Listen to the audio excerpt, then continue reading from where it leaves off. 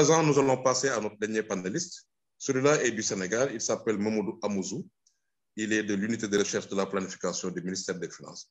Jusque-là, on a entendu les deux des ministères de l'Éducation, un parlementaire, un du Parlement. Maintenant, nous allons entendre le ministère des Finances. Monsieur Mamadou Amouzou, bonjour.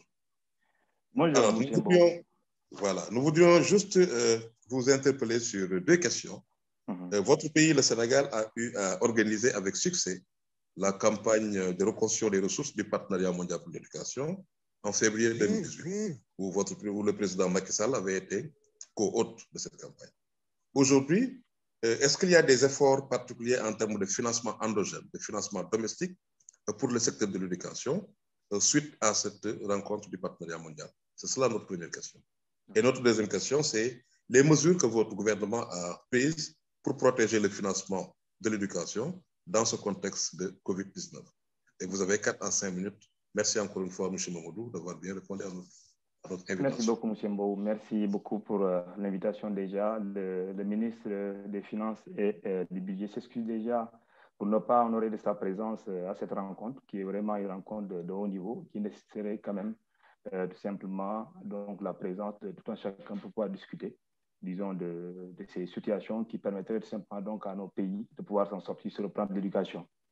Voilà. Maintenant, si j'en viens par rapport à vos deux questions, c'est vrai, depuis disons, la rencontre de février 2018, il y a eu beaucoup d'efforts que le Sénégal a eu à fournir sur le financement de l'éducation de façon globale. Entrar Voilà, nessa reunião notamment de ces financements-là de 2023. façon globale depuis 2018. S'il vous plaît, Amadou, oui. Certains participants vous demandent de parler plus fort, s'il vous plaît. Ah voilà, donc est-ce que vous m'entendez mieux encore? M'entendez mieux maintenant? I can hear the French now, Salman. Ah voilà, d'accord. Donc je disais que depuis 2018, il y a eu des efforts que le Sénégal a fournir sur le plan du financement de l'éducation. Et notamment ce qu'on constate depuis 2018 sur d'abord les prévisions et également aussi sur l'exécution en tant que telle du budget.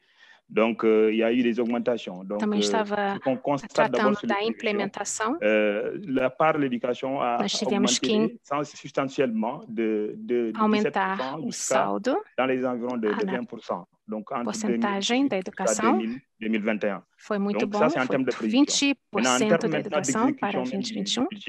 On voit effectivement que le niveau d'exécution, simplement, donc la part d'exécution du budget de l'éducation dans la part globale, dans le montant global, disons, du budget du Sénégal, donc entre les 20% et ça va des fois même jusqu'à 21%. Mais ce qu'on a constaté simplement, nós então tivemos 20% pendant le de Covid, alocação. on a constaté simplement donc que ce budget a un tout petit peu régressé, mais pas trop, E parce nós que tivemos ça a então quitté les environs de 22% pour être vers les environs de 21%.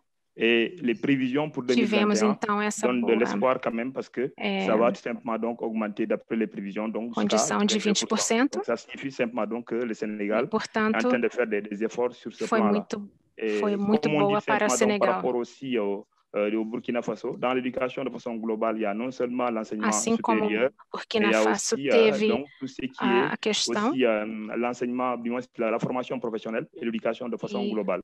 L'éducation qui va ação global que nos ajudou et aussi jusqu'au niveau simplement donc secondaire. Donc c'est tout cela donc qui regroupe simplement donc le financement dans l'éducation. Mais ce qu'on constate, c'est surtout au niveau simplement donc de l'enseignement de la formation professionnelle et l'éducation globale, où simplement donc on a constaté donc cette baisse du budget. Mais sur simplement donc l'enseignement supérieur, on a constaté une augmentation donc du budget de façon globale pour le Sénégal. Maintenant, sur par exemple les mesures qui ont été prises pour pouvoir sauvegarder donc le budget en temps de pandémie, ce qu'on a constaté pour le Sénégal, c'est comme pour les autres pays, en temps de pandémie, le constat était simplement donc pour sauver la contamination, les enfants de la contamination du Covid, il fallait simplement donc arrêter en certain moment les cours et voir comment est-ce que donc la maladie est en train de se propager.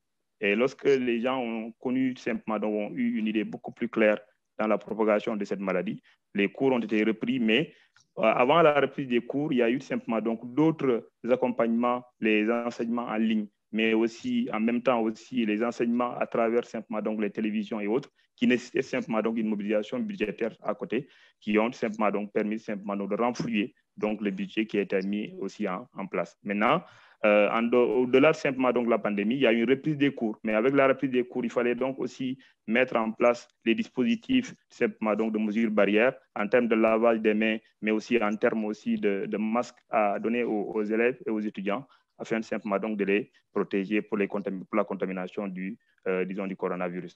Donc voilà, globalement, en tant que peut-être technicien, ce que je pouvais apporter comme contribution du Sénégal et le niveau non seulement sur le plan du niveau d'exécution donc des recommandations de la dernière réunion de février 2018, mais également aussi sur les mesures qui sont prises par le Sénégal afin simplement donc de maintenir le budget, la part du budget de l'éducation dans la part globale simplement donc du Sénégal, tout en présentant toujours les excuses du ministre, mais qui tiennent simplement donc à vous encourager, non seulement ANSEP, mais aussi World Action, mais aussi COSIDEF aussi, en même temps aussi dans les actions qui sont menées, non seulement sur le terrain, en faveur de l'éducation en termes de mobilisation de fonds, mais aussi en termes aussi d'études pour pouvoir accompagner donc l'éducation et pouvoir donc donner de la visibilité à tout ce qui se passe donc, au niveau mondial par rapport à l'éducation.